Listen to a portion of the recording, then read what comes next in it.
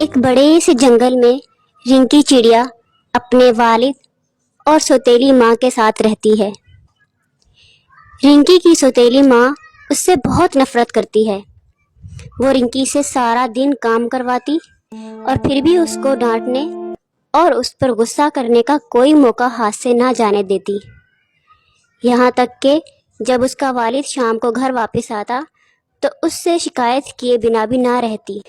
ایک دن رنکی کی سوتیلی ماں رنکی کو بلاتی ہے اور اس سے کہتی ہے، رنکی، او رنکی، کہاں رہ گئی ہے؟ میری آواز نہیں آ رہی تجھ کو؟ رنکی، ارے کہاں مر گئی ہے؟ جی امی جان، بس ابھی آئی۔ میں اصل میں باہر برتن دھو رہی تھی۔ میں نے سوچا آپ کے آنے سے پہلے سارے برتن دھو کے رکھ دوں۔ اچھا، بس کر، مجھے کام نہ جاتا کہ تو کیا کیا کام کرتی ہے۔ جلدی جا اور میرے لیے کافی بنا کے لے کے آ، میرے سر میں درد ہو رہا ہے۔ اور ہاں، کافی بنانے کے بعد سبزی بھی لے آنا بازار سے۔ جی ٹھیک ہے امی جان، میں پہلے آپ کی کافی بنا دیتی ہوں اور پھر بازار سے جا کر سبزی لے آؤں گی۔ رنکی چڑیا اپنی سوتیلی ماں کے لیے کافی بنانے کے لیے چلی جاتی ہے، لیکن اسے کافی بنانے میں تھوڑی دیر ہو جاتی ہے۔ جب رنکی کافی بنا کر لے کے آتی ہے، اتنی دیر کر دی؟ کافی بنانے میں اتنی دیر لگتی ہے کیا؟ ادھر آ، تجھے تو میں بتاتی ہوں۔ اتنا کہہ کر رنکی کی سوتیلی ماں اس کو مارنا شروع کر دیتی ہے۔ رنکی کی سوتیلی ماں جان بوجھ کر کوئی نہ کوئی بہانہ ڈھونڈ کر رنکی کو مارنا شروع کر دیتی ہے اور یا پھر اس کو تانے دینا شروع کر دیتی ہے۔ جب رنکی کا والد شام کو گھر آتا ہے تو وہ اس کو بھی رنکی کی ساری شکایتیں کرتی ہے۔ یہی وجہ تھی کہ رنکی کا والد بھی زیادہ تر رنکی سے ناراض رہتا تھا۔ ایک دن رنکی اپنے کمرے میں سو رہی ہوتی ہے کہ اس کی ماں آتی ہے اور اس پر پانی گرا دیتی ہے۔ اوہو امی جان، کیا ہوا؟ آپ مجھے آواز دے دیتی تو میں اٹھ کر آ جاتی۔ اس طرح پانی کیوں گرایا آپ نے مجھ پر؟ صبح ہو گئی ہے اور تو نواب زادی ابھی تک سو رہی ہے؟ تجھے نہیں پتا کہ گھر کے کام بھی کرنے ہوتے ہیں؟ لیکن امی جان، ابھی تو صرف صبح کے 6 بجے ہیں۔ اوہ، تو تیری زبان بھی چلنا شروع ہو گئی ہے۔ دیکھ رنکی، آج تو میں نے برداشت کر لیا۔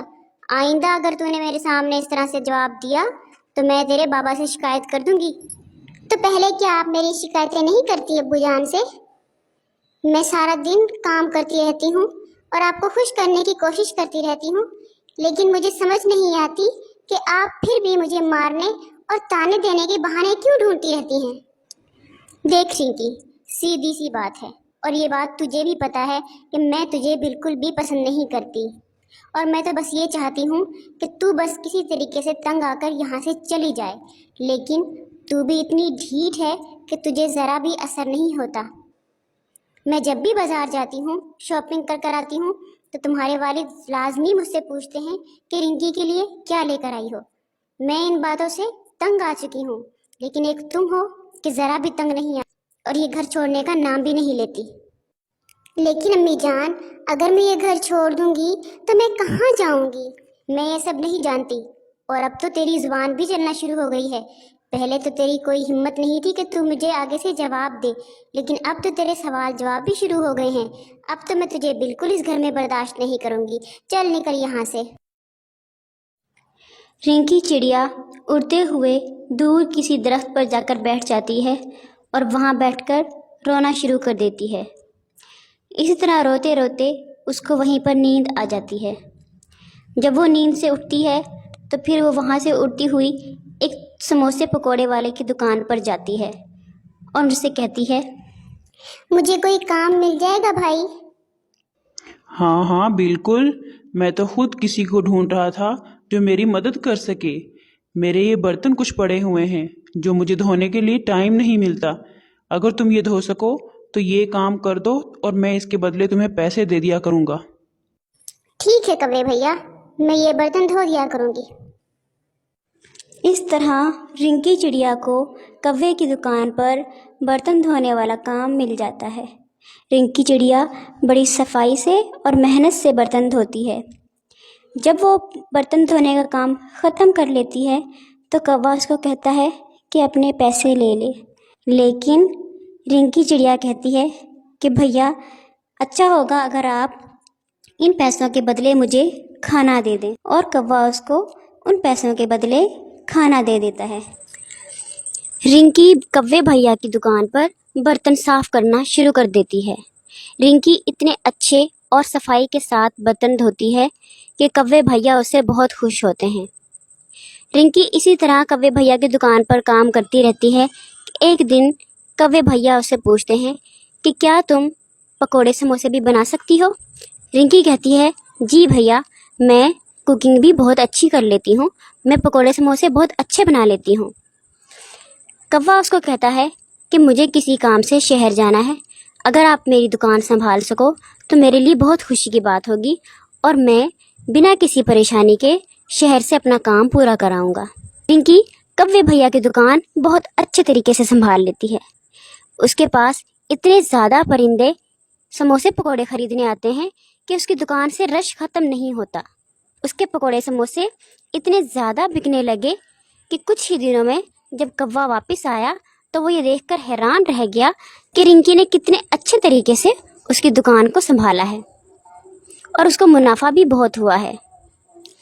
اسی خوشی میں کوے بھیا نے رنکی سے کہا کہ رنکی، میں چاہتا ہوں کہ میں اپنی دکان کو مزید بڑا کر لوں۔ رنکی، میں چاہتا ہوں کہ میں اپنی دکان کے ساتھ اور مزید سٹال بھی لگا لوں، اور میں چاہتا ہوں کہ وہ سٹالز کے سارے خرچے میں اٹھاؤں گا، لیکن اس کا جتنا بھی پروفٹ ہوگا، جتنا بھی منافع ہوگا، اس میں سے آدھا تم رکھ لینا اور آدھا تم مجھے دے دینا۔